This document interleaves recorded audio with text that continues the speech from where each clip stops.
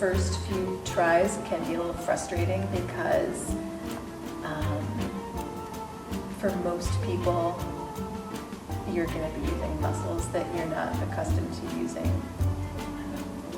And you might expect more from yourself than you're able to do, especially if there are other people in your group who you can see do things and you're just like, why can't I get there?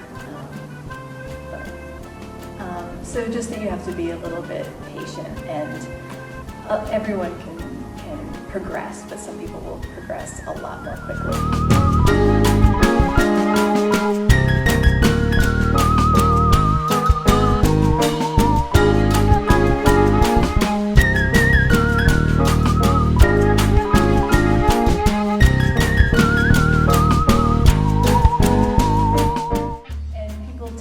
Excited the first time they can go upside down by holding onto the silks of the robes and flipping their feet up and catching their feet or knees up above their heads.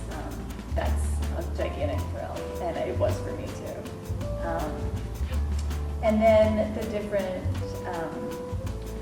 wraps or poses that are building blocks for a lot of advanced tricks. You have to learn how to wrap yourself in this hip key to be able to hold yourself there while you then do other wraps that are going to let you do